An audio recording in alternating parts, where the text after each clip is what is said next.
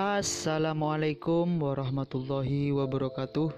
Welcome to Hyuyin Channel. Seperti biasa, Mimin akan menceritakan kisah kepahlawanan Chu Xingyun dalam anime Spirit Sword Shofrek. Selamat menyaksikan. Ini sedikit, Zhu Hengyu berkata tanpa malu-malu. Kapten tua itu tidak berharap Zhu Hengyu begitu jujur, dia tidak bisa membantu tetapi sedikit terkejut. Tapi kemudian kapten tua itu tiba-tiba tertawa. Sayang sekali karakter bocahmu bukan bajak laut. Berbicara, kapten tua itu mengangkat alisnya ke arah Zhu Hengyu dan berkata dengan lucu, jika Anda seorang anak kecil, jangan menjadi cucu dari keluarga Su. Ikuti saya untuk menjadi bajak laut. Meskipun keluarga Su bukan keluarga besar di tempat lain, bagaimanapun juga dapat peringkat pertama di Pulau Yangdao luar ini. Aku tahu, menjadi pewaris keluarga besar pasti sulit. Pada waktu itu di kapalku, ada beberapa ahli waris keluarga besar yang memilih untuk bergabung dengan jajaran perompak karena mereka tidak tahan dengan kendala keluarga. Seperti 3 tuan muda dari keluarga Wang dan putra tertua dari keluarga Li, mereka semua adalah asisten yang tepat yang saya terima pada waktu itu. Omong-omong, tampilan kebanggaan di wajah kapten tua itu tampaknya menjadi hal yang sangat kuat untuk menjadikan kedua orang ini asistennya. Hanya saja kapten lama memainkan piano kali ini. Zhu Hengyu, pengemis kecil, yang belum pernah melihat dunia sebelumnya, di mana ia mendengar tentang keluarga Wang dan Li. Bahkan keluarga Su di Wayangdao baru dikenal setelah ia memasuki sekte pedang iblis. Itu juga karena kapten lama menganggap Zhu Hengyu sebagai Su Ziyun. Karena keluarga Wang dan keluarga Li ini, Su Ziyun pasti tahu. Dua keluarga besar ini benar-benar disebut hanya tangan yang menutupi langit. Dua keluarga besar, Wang dan Li, adalah yang terbaik di antara iblis. Dibandingkan dengan keluarga Su di Pulau Wayang, mereka seperti penduduk desa biasa, dan tidak ada perbandingan sama sekali. Tapi Zhu Hengyu bingung pada saat ini. Namun, meskipun Zhu Hengyu belum pernah mendengar tentang keluarga Wang dan keluarga Li, ini tidak akan mempengaruhi emosinya. Zhu Hengyu mengabaikan kata-kata kapten lama, tetapi bertanya pada dirinya sendiri, apakah Anda benar-benar bajak laut? Ketika kapten tua itu melihat bahwa Zhu Hengyu bahkan tidak mempercayainya, dia hanya bisa mengekspresikan emosi yang tidak senang. Pak tua, saya adalah kapten dari armada ke-36 dari Resimen Iblis Heist, kapal perang No. 72. Aku tidak percaya kamu pergi ke Resimen Demon Heiser untuk menanyakan tentang nama kapten lamaku. Siapa yang tahu siapa yang tidak tahu? Zhu Hengyu melihat ke sertifikat kapal yang lama, tetapi dia sedikit tercengang. Dia tidak bisa mengetahuinya, seseorang bahkan bisa bangga menjadi bajak laut. Setelah beberapa saat, Zhu Hengyu pulih. Pada saat ini Zhu Hengyu sudah memikirkannya sedikit. Pertama-tama dia harus mengerti seperti apa kapten tua ini. Untuk mengetahui apakah itu perlu atau tidak, silakan undang kapten tua ini untuk pergi ke Pulau Iblis. Kemudian Zhu Hengyu, terlepas dari kapten lama, meniup janggutnya dan menatap, berkata, mengapa kamu menyerah menjadi bajak laut? Setelah mendengarkan pertanyaan Zhu Hengyu, kapten tua itu hanya bisa terpana, lalu ekspresinya menjadi serius dan kepalanya menunduk. Jelas masalah Zhu Hengyu menyentuh kedalaman hati kapten tua itu. Setelah keheningan yang lama, kapal tua itu menghela nafas panjang sebelum perlahan menjelaskan alasannya. Alasannya kompleks dan multi-segi. Tapi poin paling penting masih digali oleh Zhu Hengyu. Itu adalah kapten lama dijebak oleh pengkhianatan. Akhirnya, di kapal perang di mana kapten lama berada tidak ada yang percaya bahwa kapten tua itu tidak bersalah. Kapten tua itu juga berkecil hati ketika dia melihat anggota kru yang sangat menghormatinya di masa lalu. Akhirnya, kapten tua itu hanya bisa memilih untuk pergi dalam keengganan dan kesepian yang tak berkesudahan. Berbicara tentang kesedihan, kapten-kapten lama, seorang pria yang brutal dan berdarah, meneteskan air mata. Melihat penampilan kapten tua itu, Zhu Hengyu tahu bahwa pria yang brutal itu, ketika matanya berlinangan air mata, sering mengungkapkan temperamennya yang sebenarnya. Karena itu, Zhu Hengyu percaya pada kapten lama. Tampaknya pengkhianatan orang-orang pada waktu itu benar-benar membuat hati sang kapten lama, jadi dia memilih untuk mundur.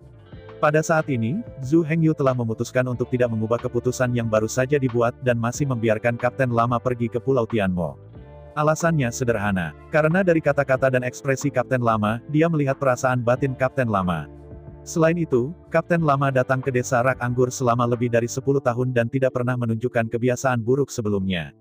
Jelas dia benar-benar tidak ingin menjadi bajak laut lagi. Selain itu, untuk melindungi penduduk desa yang tidak bersalah ini, kapten tua itu berjuang dengan para prajurit selama 3 hari.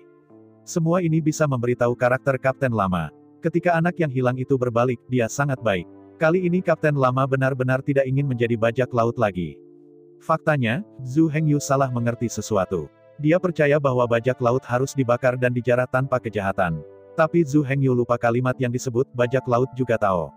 Meskipun Kapten Lama adalah anggota bajak laut iblis, dia juga naga campuran dan ular. Setiap kapten berbeda, dan kapal perang ini memiliki gaya aksi yang berbeda.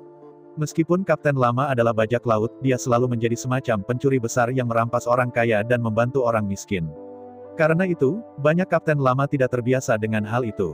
Ini juga merupakan adegan dibingkai oleh orang-orang. Zhu Hengyu memandangi kapten tua itu dengan penampilan sedih dan dekaden, menghela nafas dengan lembut, dan kemudian mengeluarkan termos pinggul halus dari cincin dimensional dan memberikannya kepada kapten tua. Tidak sebagus semangatmu, tapi untungnya rasanya enak. Zhu Hengyu menatap kapten tua itu dan berkata sambil tersenyum. Kapten tua itu tertegun beberapa saat, lalu meraih kendi halus di tangan Zhu Hengyu, dan menuangkan seteguk anggur ke mulutnya. Setelah minum, kapten tua itu menamparkan mulutnya dan berkata tidak seperti air bersih, itu tidak baik. Berbicara, kapten tua itu mengambil kantung anggur dari tangannya lagi dan menyesapnya. Kali ini kapten tua itu akhirnya menghela napas lega, jauh lebih nyaman. Zhu Hengyu juga mengambil tas anggur kapten tua dan menyesapnya. Anggur yang sangat enak. Zhu Hengyu menyipitkan matanya dan berseru. Pada saat ini, kapten tua itu sepertinya menemukan sesuatu, dan dengan cepat mengambil tas anggur dari tangan Zhu Hengyu, lalu tertawa dan memarahi. Anakmu benar-benar seorang pencuri ayam. Aku menipu ayahku untuk menceritakan sebuah kisah tanpa memberitahuku, dan menipu aku untuk minum. Setelah mendengarkan Zhu Hengyu, dia tertawa dan berkata, bukan hanya beberapa teguk. Tunggu nanti, aku akan mengganti 10 altarmu. Kapten tua itu memandang Zhu Hengyu dengan tak percaya dan berkata, hanya kamu. Kamu minum jenis anggur hambar yang sudah tawar, bisakah kamu mengembalikanku ke altar? Tetapi kemudian kapten tua itu membuat ekspresi terkejut lagi dan berkata, oh. Itu benar, keluarga Sumu sangat kuat di sini di Yangdao, dan wajar jika beberapa altar menjadi benar-benar baik. Setelah mendengarkan Kapten Lama, Zhu Hengyu tersenyum sedikit, saat ini dia tidak siap untuk menyembunyikan identitasnya. Kapten tua, aku bukan Su Ziyun. Zhu Hengyu menatap kapten tua itu dengan sungguh-sungguh dan berkata. Kapten tua itu tidak percaya pada awalnya, tetapi setelah melihat ekspresi serius Zhu Hengyu, dia perlahan mulai percaya. Zhu Hengyu memandangi kapten tua itu dan sepertinya sudah tenang, jadi dia mulai memperkenalkan dirinya, namaku Zhu Hengyu. Adapun cucu Su Ziyun Su yang kamu katakan itu ada hubungannya denganku. Tapi kita bukan teman, tapi lawan. Setelah mendengarkan kata-kata Zhu Hengyu, itu membangkitkan minat kapten lama. Tepat ketika kapten tua itu ingin bertanya, Zhu Hengyu tiba-tiba mengulurkan tangannya dan membuat gerakan terlarang. Kapten tua itu memandang Zhu Hengyu tanpa tahu apa yang akan dia lakukan. Seseorang akan datang ke sini. Zhu Hengyu berkata dengan lembut. Kapten tua itu memandang Zhu Hengyu seperti orang bodoh. Kapten tua itu benar-benar tidak mengerti mengapa Zhu Hengyu mengatakan ini. Karena Zhu Hengyu tidak melihatnya dengan matanya. Pada runtuhnya benua, meskipun ada pepatah kesadaran, tetapi kesadaran tidak dapat digunakan untuk menjelajahi lingkungan. Penghuni benua yang runtuh semua dilihat dengan mata telanjang atau dengan suara. Pada saat ini, hanya ada jeritan udang, tentara, dan kepiting hangus oleh api yang berkobar. Bagaimana mungkin ada suara lain? Zhu Hengyu mengabaikan ekspresi aneh kapten tua itu dan terus berkata, pasukan besar ada di sini. Aku ingin melepas tembok api dan membiarkan mereka masuk. Lalu aku melihat Zhu Hengyu melambaikan tangannya, dinding api benar-benar membiarkannya mundur. Melihat ini, kapten tua bergegas untuk bangun, siap untuk berurusan dengan prajurit udang yang tak terhitung jumlahnya. Tapi selanjutnya, itu bukan prajurit udang dan kepiting, tetapi sekelompok pria bertopeng hitam. Kostum orang-orang ini persis sama dengan Zhu Hengyu. Bahkan jika kapten tua itu bodoh, dia tahu bahwa orang-orang ini bersama dengan Zhu Hengyu. Bahkan jika dia menebaknya, rahang kapten tua itu hampir takjub. Jika hanya ada 100 prajurit dengan 30 segmen, kapten lama memiliki lebih dari itu. Intinya adalah bahwa para prajurit ini adalah jenis prajurit yang diperketat secara sekilas, yang sangat langka. Anda harus tahu bahwa puluhan ribu tahun yang dialami kapten tua itu di laut, tetapi pasukannya hanya lebih dari selusin orang yang dapat menahan 10.000 tentara. Tetapi sekarang ada lebih dari 100 berdiri di depannya. Dan mendengarkan makna Zhu Hengyu berbicara kepada orang-orang itu, tampaknya ada lebih dari 10.000 tentara. Kapten tua saat ini benar-benar terkejut. Dia mulai meragukan keluarga super besar mana Zhu Hengyu yang melakukan tugas rahasia. Kalau tidak, akan sangat sulit bagi keluarga biasa untuk menyewa 1 atau 2 tentara dari 10.000 perang. Zhu Hengyu tidak punya waktu untuk mengelola kapten lama saat ini. Setelah mengaku dengan 100 prajurit iblis ini, Zhu Hengyu secara langsung menyebutkan pedang iblis yang haus darah dan bergegas ke gerombolan tentara udang dan kepiting. Pada saat ini, ada 1 juta tentara di luar kuil yang menjaga, bahkan lebih kuat dari dinding api Zhu Hengyu. Kali ini Zhu Hengyu tidak akan menyelamatkan desa berikutnya. Karena saat ini di Pulau Xiaoyang, hanya satu desa, Zhu Hengyu, belum ada di sana. Itu adalah desa Kangjian yang dijaga oleh Su Ziyun. Zhu Hengyu tahu bahwa Su Ziyun ada di desa Kangji, dan tidak akan ada masalah. Kali ini, dia hanya ingin melihat situasi Su Ziyun. Bagaimanapun, sebagai lawan, kita masih perlu mengenal diri kita sendiri dan saling mengenal. Kali ini, Zhu Hengyu tidak menggunakan nyala api Senro, tetapi hanya melambaikan pedang iblis yang haus darah di tangannya terus-menerus dan membuka jalan dengan nyala Senro. Dengan cara ini, dapat dibuat tidak terlihat mungkin. Tidak lagi terburu-buru, Zhu Hengyu tidak lagi membuat kemajuan yang cepat, tetapi ia merasakan kekuatan-kekuatan Shen Luo dan gas pedang haus darah, sambil menempelkan tubuhnya di antara udang, tentara, dan kepiting ini. Pada saat ini, Zhu Hengyu bahkan tidak menggunakan perisai ajaib, hanya mengandalkan kekuatannya sendiri untuk antar jemput di antara para prajurit ini. Zhu Hengyu, yang terlibat dalam perkelahian di antara prajurit dan kepiting udang, tidak tahu berapa lama dia membunuh, dan perlahan-lahan menemukan bahwa kepiting prajurit udang akan tampak tidak normal. Dia menemukan bahwa udang, tentara, dan kepiting berdiri diam di tempat yang sama seperti sebelumnya di desa Majia Zuang, dan bahkan penduduk Zeng dan berjalan melewati mereka tidak tergerak. Udang, prajurit, dan kepiting ini tampaknya akan diperintahkan oleh ular laut untuk berhenti menyerang. Apa yang terjadi sebelumnya? Zhu Hengyu ingin tahu di dalam hatinya, dan tidak lagi terus membunuh, tetapi menyingkirkan pedang sihir yang haus darah, dan dengan cepat dan hati-hati di antara prajurit dan prajurit. Segera Zhu Hengyu melihat situasi nyata desa Kangjian yang dijaga oleh Su Ziyun. Tetapi situasi ini benar-benar membuat Zhu Hengyu tercengang. Dikatakan untuk menemukan situasi, sebenarnya, harus dikatakan bahwa tidak ada situasi sama sekali. Karena Zhu Hengyu menemukan keheningan di desa Kangjian, tidak ada seorang pun di atas tembok kota. Dua komandan ular laut yang menyerang desa Kangjian berdiri tidak jauh dari desa, dan berdiri di tempat yang sama seolah-olah mereka adalah patung, tanpa gerakan sama sekali. Situasi apa ini? Zhu Hengyu berpikir dengan takjub. Sebelum Zhu Hengyu mencapai desa Kangjian, ia memiliki beberapa tebakan di benaknya. Tetapi kebenaran masih mengejutkannya. Karena Zhu Hengyu jauh pada saat ini, dia masih tidak bisa merasakan napas yang mengerikan di desa Kangjian. Zhu Hengyu tidak tahu apa yang sedang terjadi, jadi dia tidak berani bertindak gegabah. Setelah waktu yang lama, Zhu Hengyu masih tidak menemukan kelainan sedikit pun. Zhu Hengyu merasa dia tidak bisa menunggu lebih lama lagi. Meskipun saya tidak melihat Su Ziyun, saya sedikit kecewa. Namun, Zhu Hengyu memutuskan untuk kembali ke Grapevine Village setelah menyelinap menyerang dua ular laut dari belakang. Memikirkan hal ini, Zhu Hengyu tidak lagi tinta, setelah membuka perisai Senro, ia mulai menyerang dengan kecepatan penuh menuju dua ular laut yang berdiri. Kedua komandan ular laut tidak pernah mengharapkan seseorang untuk menyerang di belakang mereka, jadi Zhu Hengyu, yang telah menarik pedang di belakangnya dan menunjuk ke arah mereka terkejut. Dan Zhu Hengyu dapat mengabaikan hal-hal ini, melambaikan tangannya adalah pedang. Shen Luo Jianqi terbang dalam sekejap, dan otak komandan ular laut belum bereaksi.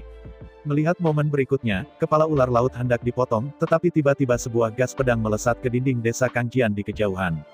Gas pedang ini sangat cepat, dan muncul di belakang komandan ular laut dalam sekejap. Hanya saja roh pedang ini tidak membunuh komandan ular laut, tetapi menyelamatkan komandan ular laut.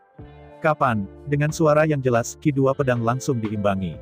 Zhu Hengyu memandangi pemandangan ini dengan kaget, ini adalah pertama kalinya ia menemukan sesuatu yang dapat secara langsung menangkal energi pedang Shen Luo. Anda harus tahu bahwa Shen Luo Jianqi dari Zhu Hengyu, tetapi campuran dari dua kekuatan bukanlah sesuatu yang biasa yang bisa bertahan. Senjata, perisai dan pelindung prajurit dapat dengan mudah dihancurkan oleh pedang. Tapi hari ini, roh pedang yang kuat itu benar-benar diimbangi oleh roh pedang lain. Selain itu, jelas bahwa Zhu Hengyu lebih dekat dengan komandan ular laut dan juga roh pedang pertamanya.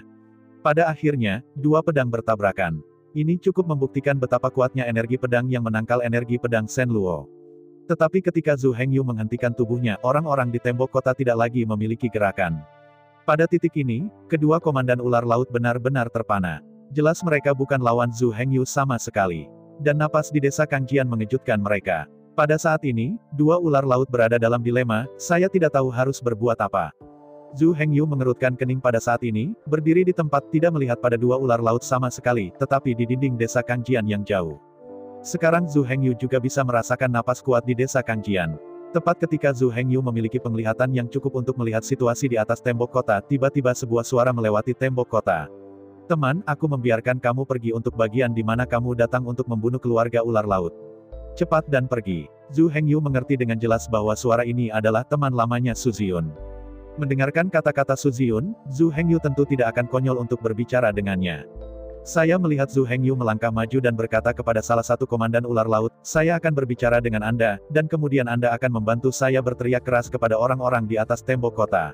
Pada saat ini, kekuatan tubuh Zhu Hengyu yang ke-38 semuanya dilepaskan, dan kedua badan perang hanya memiliki ular laut 30 segmen, yang akan berani secara sewenang-wenang.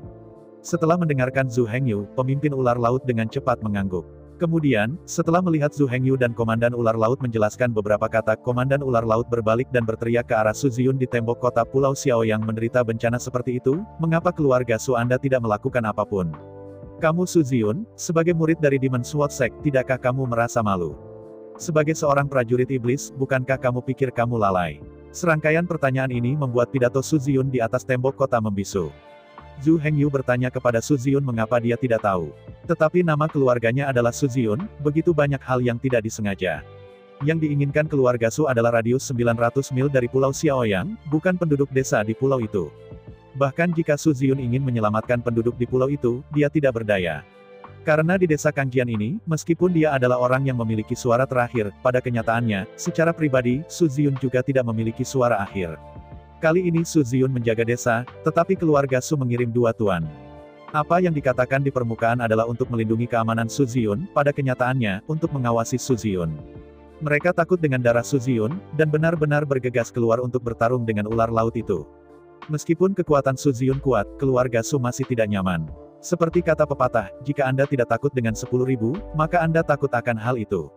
Su Ziyun, seorang jenius yang telah terlihat selamanya, dapat membawa keluarga Su ke tingkat yang lebih tinggi. Karena itu, keluarga Su tidak membiarkan Su Ziyun mengalami kegagalan. Adapun penduduk di pulau itu, keluarga Su tidak peduli sama sekali, hanya beberapa orang, mereka tidak peduli sama sekali. Apa yang mereka pedulikan adalah mendapatkan Pulau Xiaoyang ini, dan penduduk desa di pulau itu hanya akan menjadi hambatan mereka. Dalam rencana Su Ziyun akan dipromosikan menjadi Centurion of the Devil Ship setelah bencana laut ini. Adapun cara dipromosikan, keluarga Su, sebagai keluarga terbesar di Pulau Wayang, beberapa memiliki solusi. Setelah Su Ziyun menjadi perwira domba iblis, Pulau Xiaoyang ini akan diklasifikasikan sebagai kantong Su Ziyun. Wilayah kekuasaan Su Ziyun secara alami wilayah kekuasaan Su. Dengan cara ini, keluarga Su dapat membuat keributan di pulau ini. Dalam perencanaan awal keluarga Su, Pulau Xiaoyang ini akan menjadi pulau pusat transportasi yang sama dengan Pulau Haihui. Dengan cara ini, baik biaya docking dapat dikumpulkan, perdagangan keluarga Su dapat dipromosikan, dan keluarga Su dapat menghemat sebagian dari biaya docking pulau. Yang terpenting, sebagai keluarga bisnis. Dengan dukungan Xiaoyang Dao dalam ribuan mil, keluarga memiliki yayasan. Dengan kekayaan dan kekuatan keluarga Su, tidak akan butuh waktu lama untuk membangun kota komersial di Pulau Xiaoyang ini. Pada saat itu, keluarga Su tidak hanya memiliki basis. Yang paling penting adalah bahwa kota komersial ini juga akan membawa kekayaan tanpa akhir bagi keluarga Su. Adapun penduduk desa di pulau itu, benar-benar rumit. Keluarga Su telah melakukan bisnis selama ribuan tahun, dan dapat digambarkan sebagai orang yang berpengetahuan luas. Meskipun banyak hal belum dilakukan, proses dan hasilnya telah lama diperkirakan. Bagaimana ke-9 desa di Pulau Xiaoyang ini taat? Bagaimana kekuatan Pulau Xiaoyang jatuh ke tangan keluarga Su begitu mudah? Ada 9 desa di Pulau Xiaoyang dengan total lebih dari 20.000 orang dan kurang dari 30.000 orang. Mereka adalah penduduk asli Pulau Xiaoyang dan penguasa Pulau Xiaoyang. Keluarga Su ingin sepenuhnya menduduki Pulau Xiaoyang, dan penduduk asli ini pasti tidak akan bekerja sama. Mari kita ambil contoh Pulau Tianmo di Zhu Hengyu, ia ingin mengeluarkan perintah pemerintah dan penduduk desa akan bekerja sama untuk membuat desa Tianmo lebih baik dan lebih indah. Tetapi hasilnya, jelas itu adalah hal yang baik, tetapi itu ditentang oleh semua penduduk desa di desa Tianmo. Siapa yang berani memindahkan rumah leluhur mereka, siapa musuh mereka? Ini hanya pembongkaran. Terlebih lagi, keluarga Su ingin sepenuhnya menempati seluruh Pulau Xiaoyang. Seluruh Pulau Xiaoyang diklasifikasikan sebagai properti pribadi keluarga Su. Oleh karena itu, di hati keluarga Su, penduduk asli di Pulau Xiaoyang tidak bisa mati. Hanya dengan cara ini perlawanan yang dihadapi oleh Su Jia akan menduduki Pulau Xiaoyang melemah atau bahkan menghilang. Suatu hal yang baik dengan banyak tindakan adalah impian nyata keluarga Su. Untuk menghindari penggunaan emosional Su Ziyun, dia menyelamatkan penduduk desa itu. Kali ini, keluarga Su mengirim 2 tokoh penting dari keluarga untuk melindungi Su Ziyun. Salah satunya adalah paman Su Ziyun, dan tingkat sihirnya mencapai 48 segmen. Yang lain adalah paman dari Su Ziyun. Level iblisnya lebih tinggi daripada adiknya. Itu adalah paragraf 49 dari tubuh iblis. Dengan 2 orang ini di tempat keamanan Su Ziyun dijamin, tetapi pada saat yang sama Su Ziyun telah kehilangan kekuatannya. Su Ziyun di desa Kangjian lebih seperti boneka. Dari perasaan pribadinya, Su Ziyun mengaku bahwa dia tidak akan menghadapi paman dan pamannya. Dalam hal kekuatan tempur, Su Ziyun bukanlah lawan mereka sama sekali. Jadi pada akhirnya, Su Ziyun langsung memilih untuk menjadi pelempar tangan. Dia tidak punya apa-apa selain mundur dan melatih tubuh sihir setiap hari. Dengan bakat Su Ziyun, ditambah persediaan tak terbatas dari berbagai bahan obat berharga keluarga Su. Su Ziyun secara alami 1000 mil jauhnya. Hanya dalam 3 bulan, Su Ziyun baru saja melompat ke 40 bagian tubuh dari bagian ke-30 tubuh iblis di desa Kangjian. Setelah Su Ziyun dan 2 orang di sampingnya dibebaskan, Zhu Hengyu juga merasakan tingkat setan mereka. Zhu Hengyu terkejut melihat bahwa Su Ziyun sudah 40 bagian tubuh. Tetapi kemudian dia merasa lega, bahkan dia naik ke paragraf 38 tubuh. Secara alami tidak sulit untuk meningkatkan kualifikasi Su Ziyun ke 40 segmen tubuh sihir. Anda tahu, Zhu Hengyu telah berlarian, dia sibuk, dia tidak memiliki konsentrasi sama sekali. Namun, Su Ziyun tidak perlu melakukan apa-apa, hanya duduk di rumah dan berlatih. Selain itu, semua jenis makanan lezat, semua jenis obat yang berharga, Su Ziyun benar-benar sangat diperlukan. Oleh karena itu, aneh bahwa Su Ziyun memperbaiki kurang dari 40 segmen. Pada saat ini, setelah mendengarkan pertanyaan Zhu Hengyu, orang-orang di atas tembok kota tidak menunggu Su Ziyun berbicara langsung kepada Zhu Hengyu, apakah keluarga Su juga komentar sombong Anda? Pernyataan ini sangat mendominasi dan tidak memberi Zhu Hengyu kesempatan untuk membantah. Dan Zhu Hengyu terdiam saat ini. Jika level tubuh iblisnya lebih tinggi daripada orang yang berbicara, dia harus bergegas maju dengan satu panah, dan memberinya mulut besar untuk memberitahu dia berbicara dengan siapa. Hanya saja Zhu Hengyu secara alami takut untuk bertindak begitu arogan. Pada saat ini, dia hanya memiliki paragraf 38 dari badan sihir. Tetapi orang yang berbicara adalah 48 segmen, dan tingkat tubuh iblis lebih tinggi daripada Zhu Hengyu oleh 10 segmen. Dan di samping orang ini, ada seorang pria dengan 49 paragraf tubuh sihir. Bentuk yang disebut lebih kuat dari orang. Zhu Hengyu tahu bahwa dia jelas bukan lawan dari keduanya, dan bahkan Su Ziyun, yang berada di segmen 40 tubuh iblis, mungkin belum tentu bisa mengatasinya. Meskipun dikatakan, Zhu Hengyu memiliki daya tembak yang tak terbatas, kekuatan tempur benar-benar menakutkan untuk meledak. Namun, karena keluarga Su memiliki potensi paling besar, Su Ziyun memiliki kualitas darah kelas 9 dan afinitas sihir tingkat 9. Bagaimana mungkin dia tidak memiliki keterampilan sihir warisan yang utama? Ini adalah kasus di dunia ini. Meskipun uang bukanlah obat mujarab, setidaknya, selama ada cukup uang, bahkan warisan utama dari keterampilan sihir dapat dibeli. Jika Gao Pengyi bisa mendapatkan keterampilan sihir pamungkas kemarahan tak terbatas, maka setiap serangannya akan selalu 9 kali serangan kritis. Dan hal yang paling menakutkan adalah bahwa kritik 9 kali lipat dengan kekerasan yang tak terbatas dapat ditumpangkan dengan kegilaan magis. Atas dasar kritik 9 kali lipat itu akan meningkatkan kritik sebanyak 9 kali. Di bawah kritik 91 dan 80 kali, Heiji hampir membunuh Tuhan, dan Buddha berhenti membunuh Buddha. Paling tidak, Zhu Hengyu tidak bisa menahan bahkan jika dia memakai perisai Senro. Sebagai contoh lain, jika Zheng Xiaoyu bisa mendapatkan ledakan dahsyat warisan tak terbatas sihir pamungkas.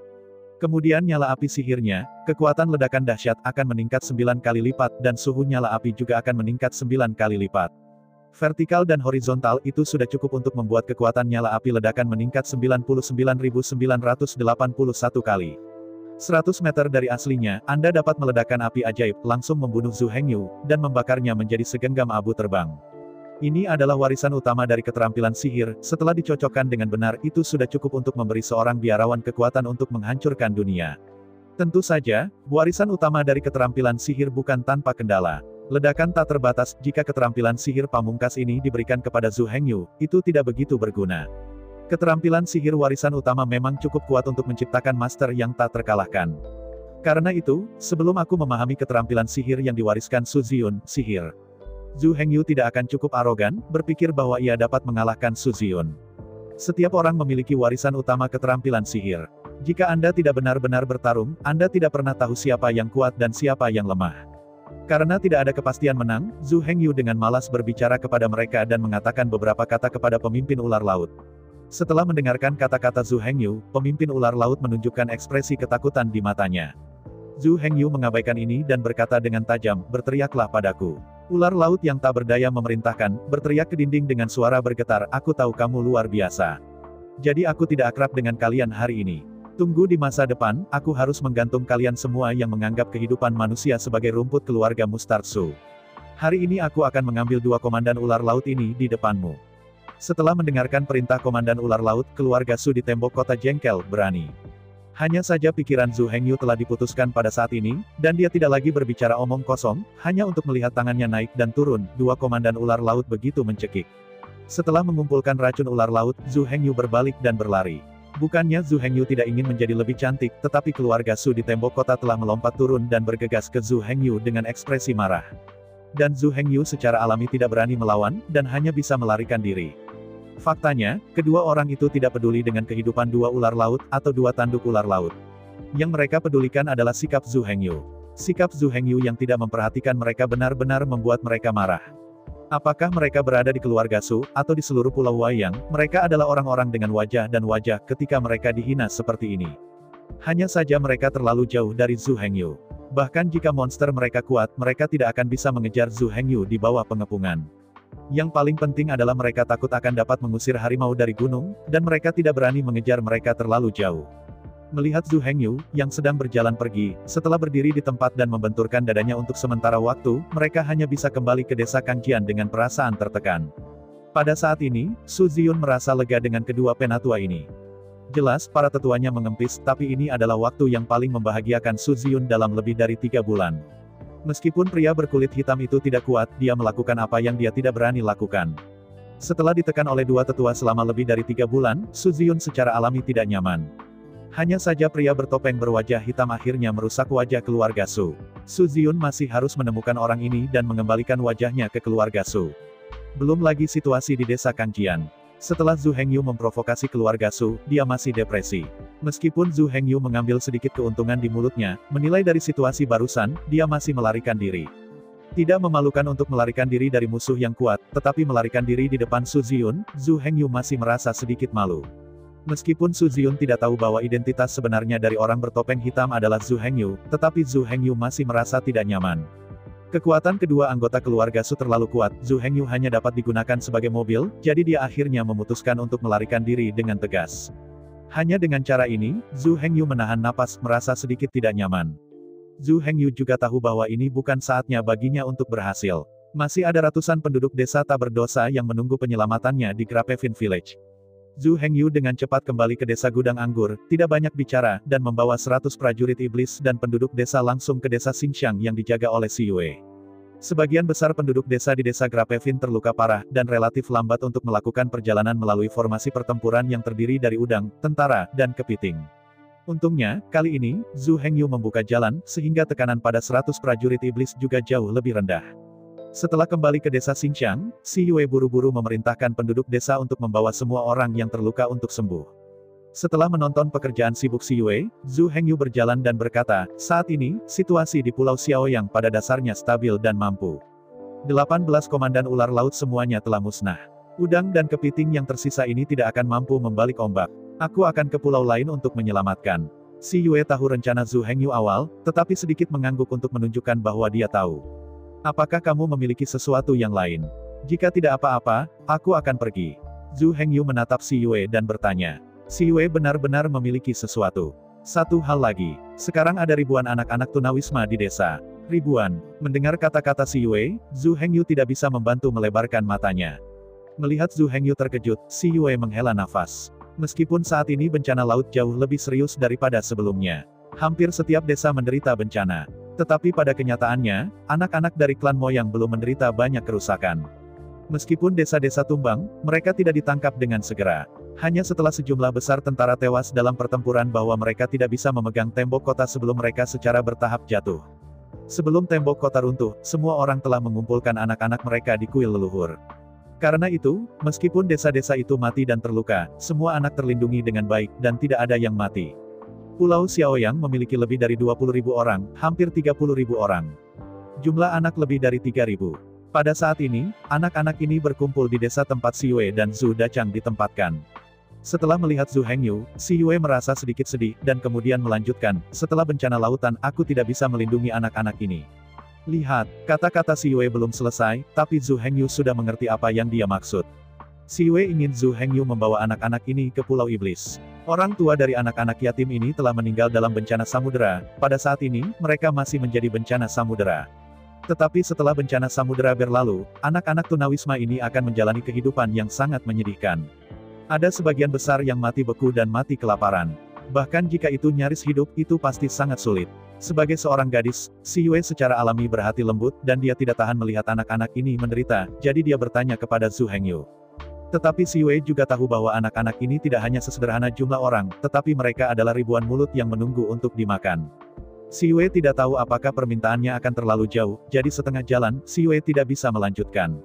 Setelah mendengarkan Si Yue, Zhu Hengyu menghela nafas dengan lembut. Sebelum penduduk desa diselamatkan, Zhu Hengyu benar-benar tidak memperhatikan anak-anak ini. Sekarang Si Yue menyebutkannya, dia juga memikirkan situasi ini. Melihat seorang gadis kecil di bawah 10 tahun yang membantu membalut di kejauhan, Zhu Hengyu juga berbelas kasih. Ketika Jian He dan Gao Pengyi kembali, biarkan mereka membawa anak-anak ini bersama. Zhu Dachang, aku juga akan mengatakan kepadanya. Melihat Zhu Hengyu mengangguk setuju, wajah Si Yue menunjukkan senyum langka. Terima kasih, Si Yue berkata kepada Zhu Hengyu. Dengan siapa kita berbicara, dan anak-anak ini memang menyedihkan, aku akan membawa mereka kembali ke Pulau Tenma dan membiarkan penduduk desa merawat anak-anak ini. Zhu Hengyu tersenyum dan berkata kepada Si Yue. Setelah urusan anak itu diselesaikan, Si Yue baik-baik saja. Tapi kali ini saya punya sesuatu untuk meminta Zhu Hengyu. Seperti yang diingatkan oleh Si Yue, Zhu Hengyu memikirkan anak-anak yatim di pulau-pulau lain. Karena itu, Zhu Hengyu mungkin membutuhkan kapal besar untuk memuat anak-anak ini dan para prajurit itu dalam pertempuran. Untuk ini, Zhu Hengyu juga memiliki beberapa ide. Saya melihat Zhu Hengyu menatap Si Yue dan bertanya, apakah Anda tahu di mana kapal perang Su berada? Apa yang kamu lakukan? Setelah Si Yue menanyakan kalimat ini, dia langsung bereaksi. Saya melihat Si Yue memandang Zhu Hengyu dengan beberapa permainan dan berkata, kamu tidak baik-baik saja. Zhu Hengyu tersenyum dan berkata, ada apa? Mereka tidak menyelamatkan ketika mereka mati. Apakah salah bagiku untuk membantu mereka? Dengan cara ini, aku bisa menyelamatkan lebih banyak orang tak bersalah dalam bencana lautan ini. Itulah bagaimana Si Yue mengatakan bahwa dia secara alami tahu bahwa permintaan Zhu Hengyu untuk kapal perang Su jelas bukan untuk kepentingan diri sendiri. Jadi Si Yue menunjuk ke tepi laut di arah barat daya, kapal perang keluarga Su ada di arah itu.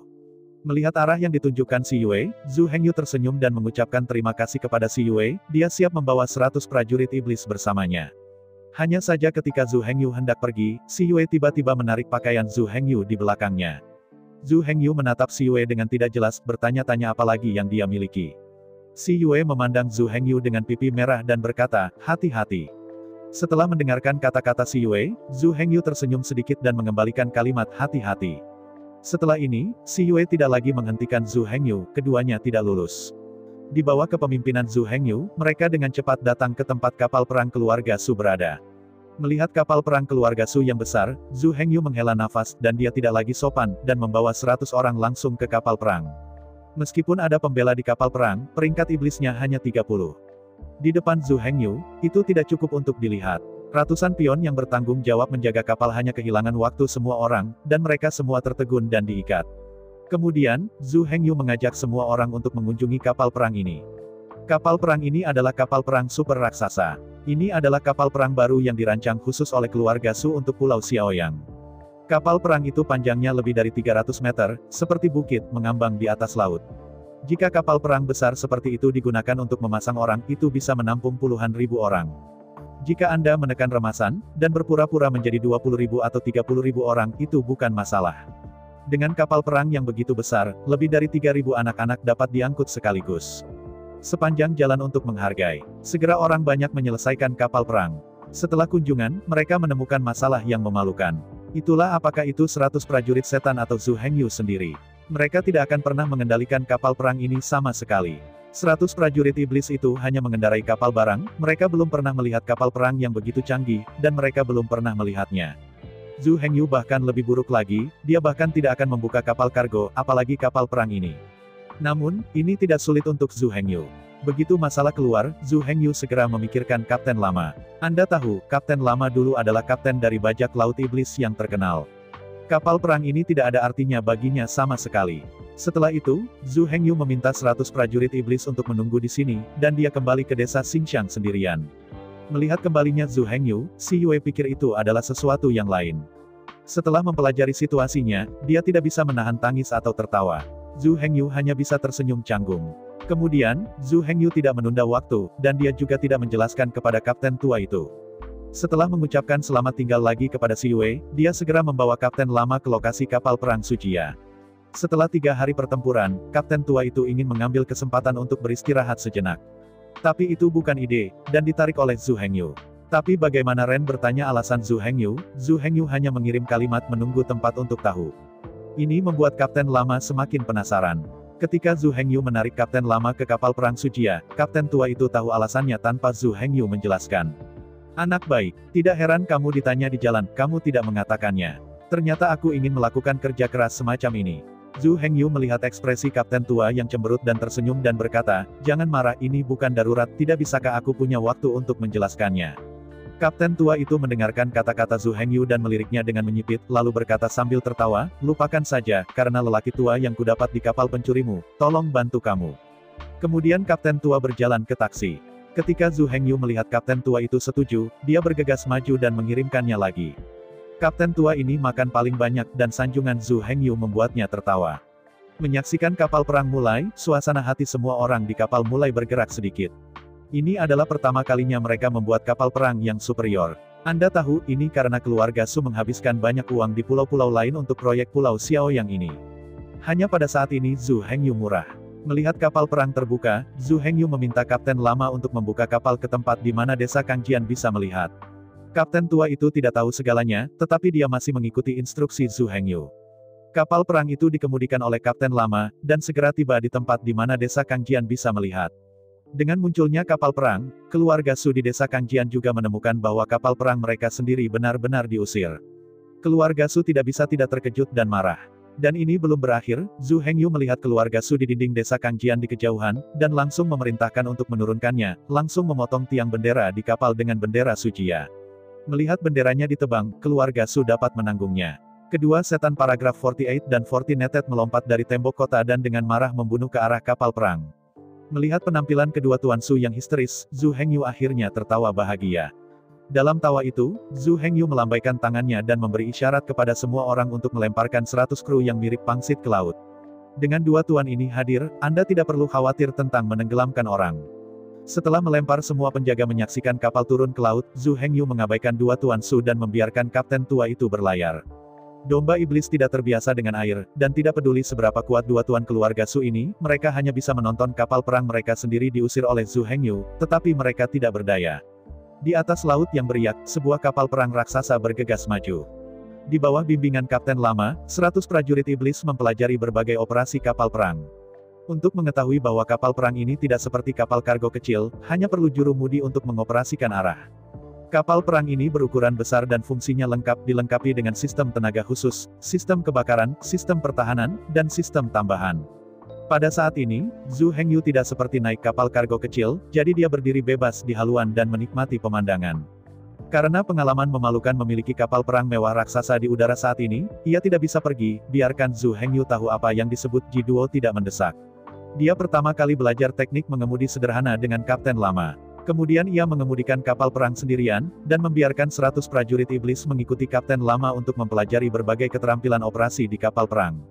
Kapten tua itu masih tahu segalanya. Mendengarkan Kapten Lama, sambil memperkenalkan metode operasi dari berbagai sistem di kapal, sambil berbicara tentang prestasi besarnya, pada waktu itu, 100 prajurit iblis semuanya dikagumi.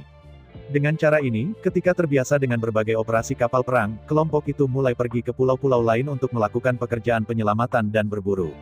Setelah tiba di sebuah pulau, Zhu Hengyu akan membawa 100 prajurit iblis, mengenakan topeng hitam, untuk memulai perkelahian dan penyelamatan.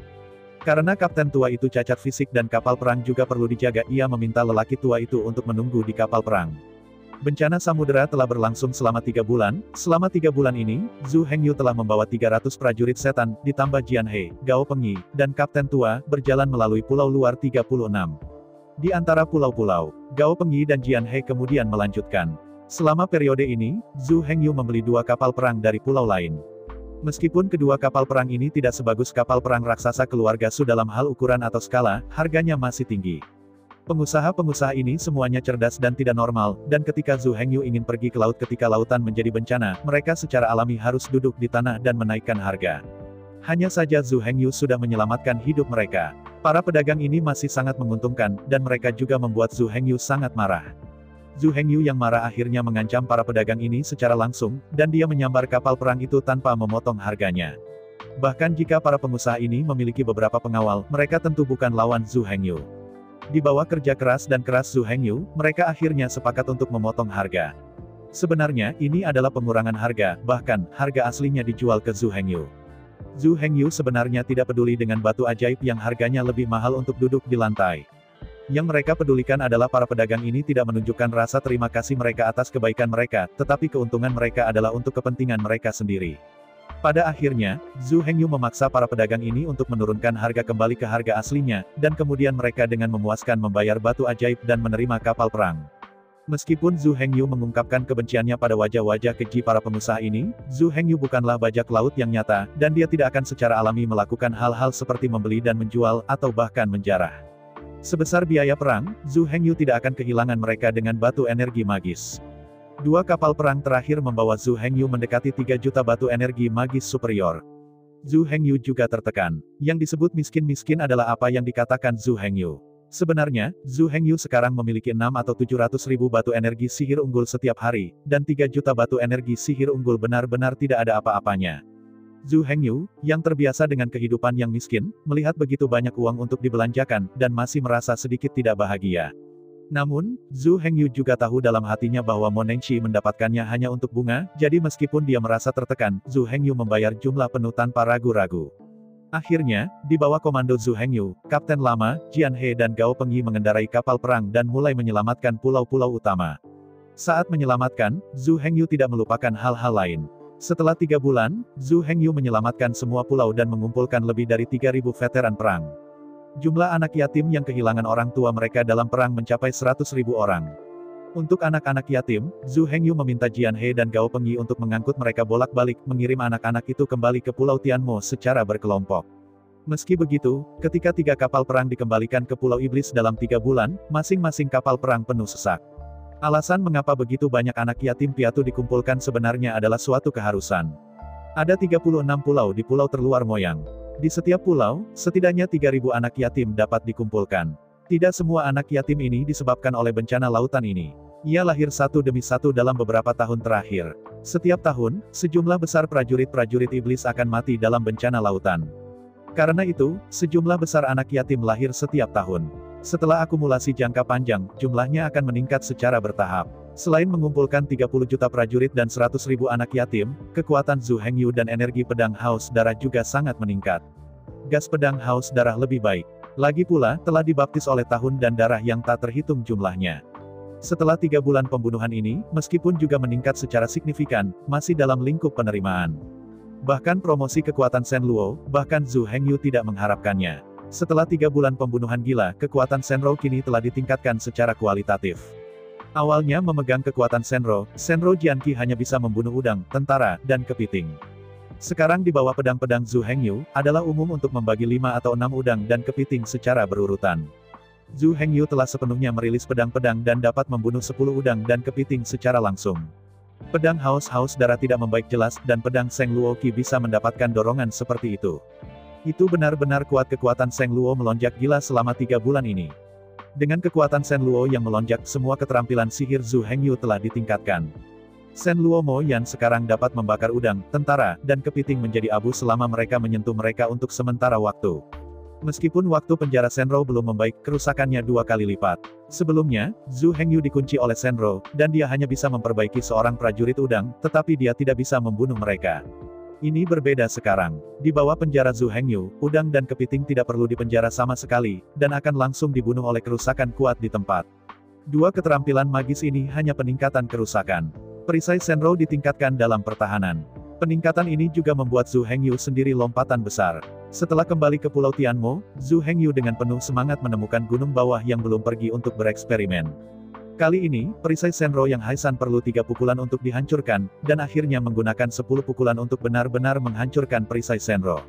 Pada saat itu, Haisan sangat terkejut. Jika Zhu Hengyu sekarang berkelahi dengannya lagi, Haisan pasti akan gagal. Tentu saja, premisnya adalah Zhu Hengyu menggunakan semua keterampilan sihir dan pedang sihir haus darah. Jika itu hanya tubuh fisik, meskipun tingkat tempur Haisan lebih rendah dari Zhu Hengyu masih bukan lawan Haisan. Namun, tentu saja, Kekuatan seseorang tidak bisa hanya bergantung pada daging, jadi setelah membantu percobaan Zhu Hengyu, Haisan dapat mengatakan kata-kata seperti itu secara langsung. Dan Zhu Hengyu diterima secara alami. Keduanya adalah orang-orang yang sangat berbakat dan berpikiran terbuka. Bukan masalah besar untuk mengakui bahwa yang lain kuat. Kuncinya terletak pada kerja keras setelah kembali. Saya ucapkan banyak terima kasih kepada teman-teman yang telah menonton video yang saya tampilkan. Untuk video selanjutnya bisa standby di channel ini.